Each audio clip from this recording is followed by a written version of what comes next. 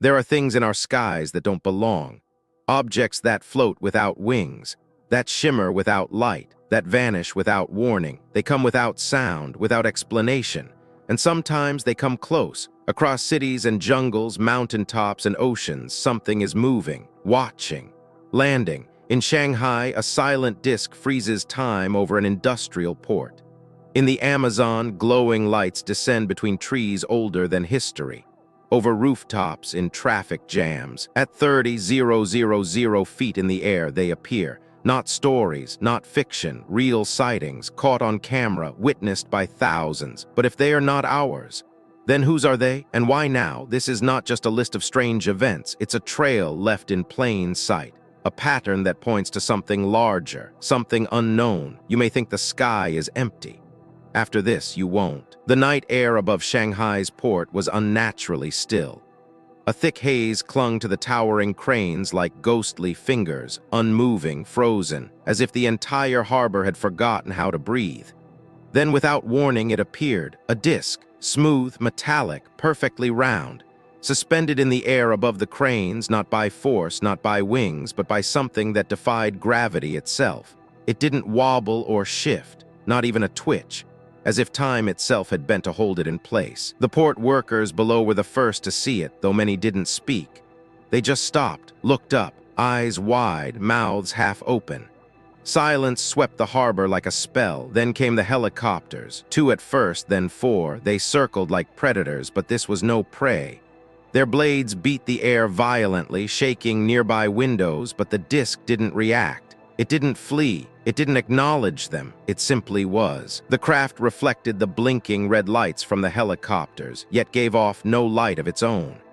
Its surface was unnervingly smooth. No seams, no windows, no markings. Just a cold silver mirror against the dark sky. Within minutes, military trucks rumbled in, soldiers posted at the gates, scanning the skies, speaking into radios with growing urgency. But then, without a flash, without a sound, it vanished. Not upward, not to the side. It simply blinked out, like a candle in a windless room.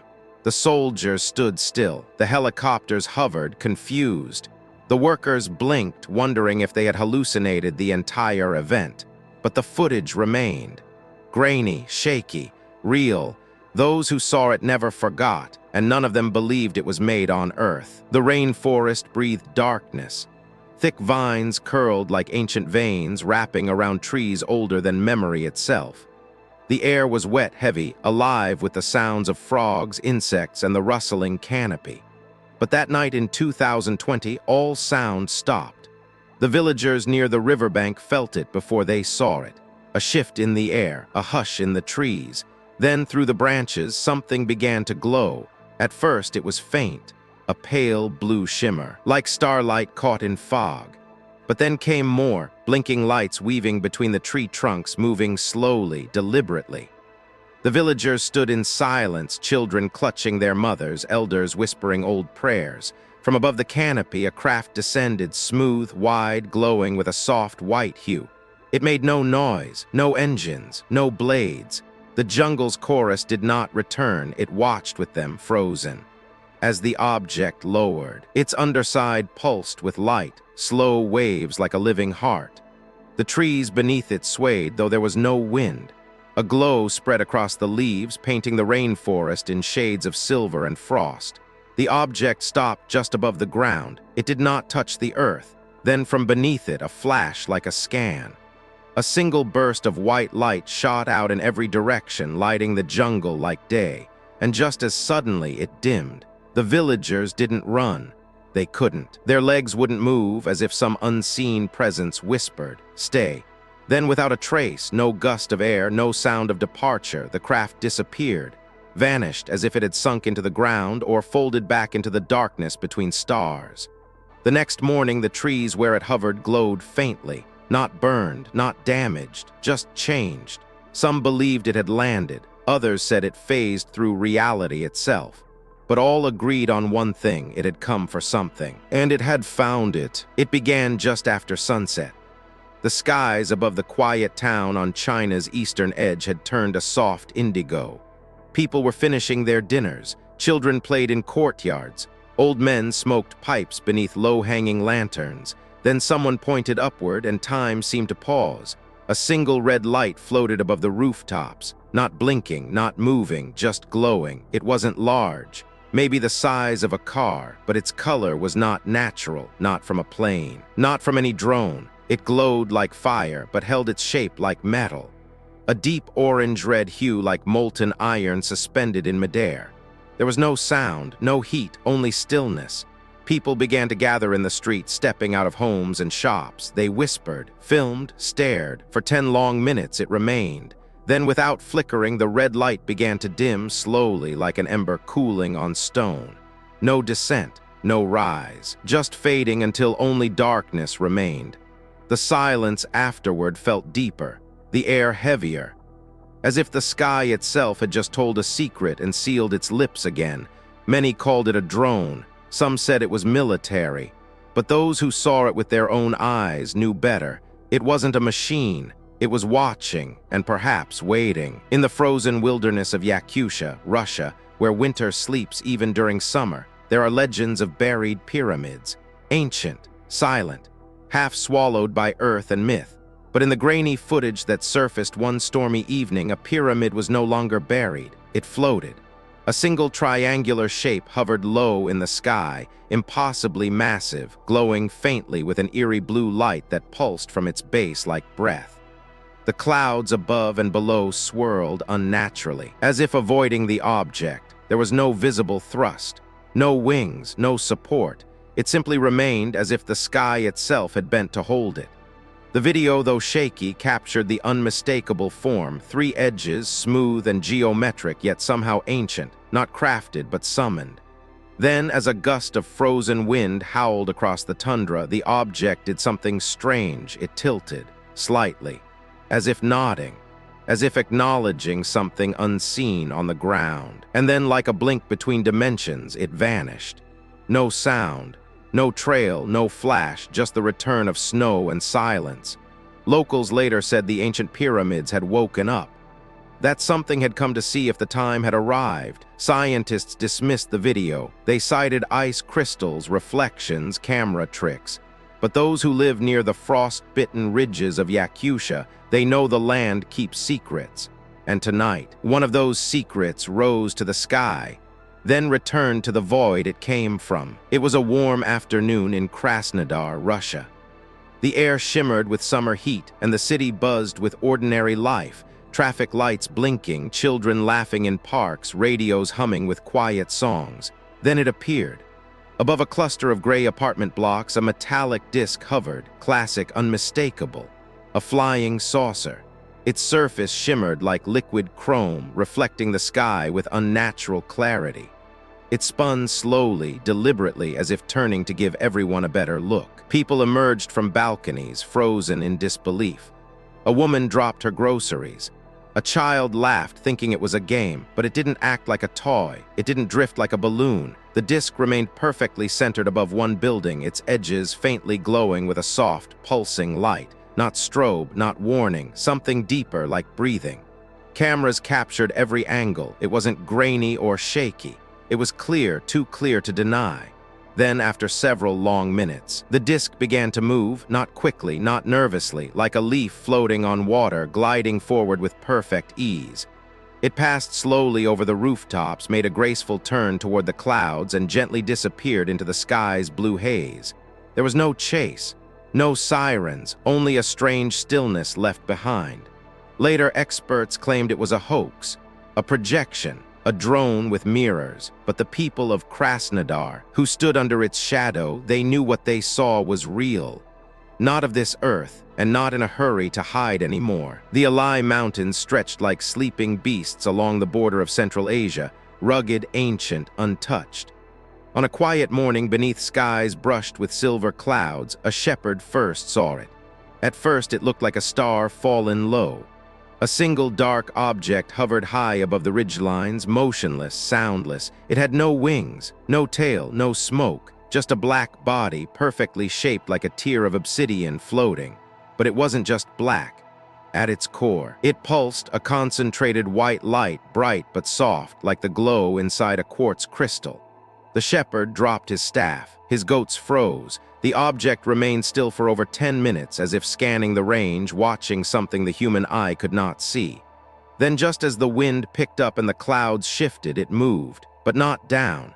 It rotated in place as if adjusting its angle towards something. Deeper. Then gone, not vanished with speed, not blurred. Just gone, like it had folded into the space between seconds.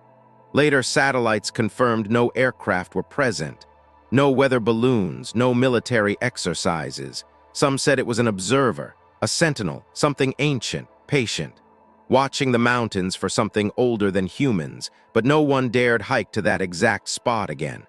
And when the wind howls in the Alai Mountains now, it sometimes carries with it a soft, repeating hum, barely audible, as if the visitor had left a whisper behind. The lake was silent. Nestled in the red rocks of Arizona, it had always been still, mirror-flat, untouched, forgotten by time, until that night. Just after midnight, a farmer driving along a dirt path caught a glimpse of something impossible. Above the water, a glowing craft floated, sleek, silver, and utterly silent. Its shape was oval, like a beetle carved from polished light.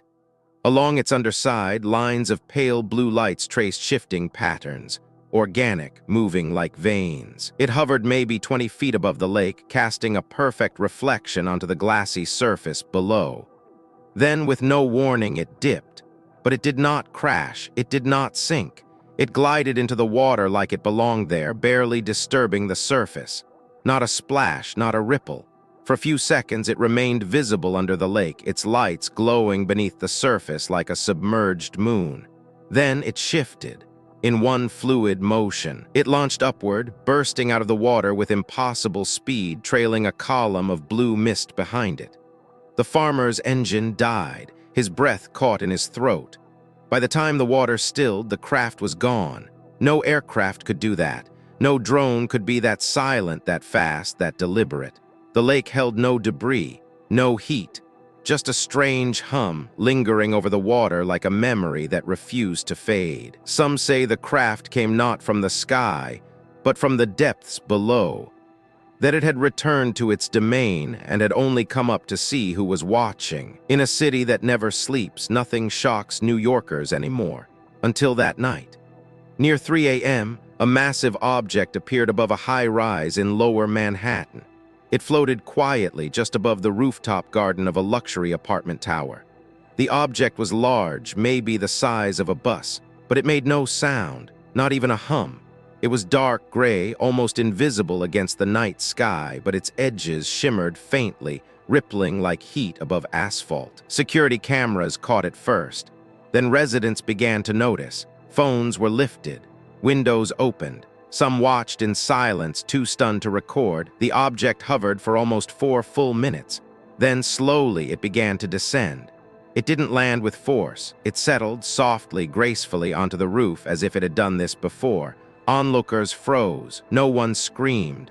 No one moved. Even the air seemed hesitant to disturb what was happening. A bright light briefly pulsed beneath the craft, once then again in a steady rhythm, like a heartbeat. And then it lifted, effortless, straight upward. Within seconds it was gone, swallowed by the dark between the skyscrapers. By dawn the roof was empty, but those who lived in the building knew something had been there. The garden soil had shifted, the ivy on the far wall was singed, and the air, still hours later, carried a scent like cold metal and ozone. The police called it a prank. Local news ignored it, but the footage spread online like fire. Whatever visited that rooftop didn't just come to observe, it came to land, and it didn't care if it was seen. It happened on a Thursday evening in New Jersey. The sun had just sunk behind the tree line, and the sky glowed with that faint purple haze that only lasts a few minutes. Cars crawled along Route 27, trapped in another evening traffic jam, impatient horns, glowing brake lights, restless hands tapping on steering wheels, and then everything stopped. Not the traffic, time itself. Above the road, no higher than a billboard, hovered a strange object, oval-shaped, smooth like glass, glowing with a pale golden light. It didn't blink, it didn't strobe. The light seemed alive. It pulsed softly like breath. People stepped out of their cars, forgetting their frustrations. Dozens, then hundreds. Phones were raised, but even cameras seemed useless because the longer they looked at it, the less they could explain what they were seeing. It wasn't just light, it was intention, presence, a gaze without eyes. The object made no sound, no movement, yet something about it made hearts race, made skin prickle. It hovered for several minutes, unmoving, undisturbed. Then with no flare, no engine noise, it drifted higher, slowly, smoothly, and vanished into the low cloud layer like a ghost being reclaimed by the fog. The road remained silent for several more seconds. Then car doors slammed. Engines restarted. Traffic moved again. But those who saw it never forgot. They described the same sensation. It wasn't watching the road. It was watching us. They were somewhere over the Pacific. Flight 732 en route from Tokyo to Los Angeles. The seatbelt light was off. Most passengers were asleep, lulled by engine hum and recycled air. Then came the whispering. It wasn't from a voice, it came from the window. A child near the back began tapping the glass, then gasped. Outside the plane, high above the cloud layer, something was turning in the sky. At first, it looked like a dark spiral, like smoke or storm. But it wasn't moving with the wind. It was spinning in place, a perfect ring of gray mist swirling slowly, rimmed with flickers of blue light. Not lightning, not reflection, something else. The pilot confirmed nothing on radar, no weather anomalies, no nearby aircraft. The portal, or whatever it was, hung in the air, slightly below the plane's altitude. Its center seemed deeper than it should have been, as if looking into it meant falling through something. Several passengers crowded the windows. Some cried, one fainted. Then the spiral shifted, subtly, as if reacting to being seen. It expanded for a brief second, bloomed like ink in water, then contracted and faded, dissolving into the clouds with unnatural silence. The rest of the flight continued without incident. But upon landing, those who witnessed it described the same detail. It didn't look like a cloud, it looked like a door. And for a moment, it had been open. And so it ended 30,000 feet above the Pacific with a door in the clouds, one that opened and closed without permission. But was that truly the end? Or just another beginning no one noticed? From the glowing disk over Shanghai to the silent descent in the Amazon, from rooftops in New York to frozen mountains in Yakutia, something is moving among us. Not loudly, not with warships, but with presence, with purpose. They do not speak in our language, they speak in patterns, appearances, vanishing acts that leave no smoke, only questions. So tell us, what do you think they are? Visitors, watchers, messengers, or something we haven't dared name yet?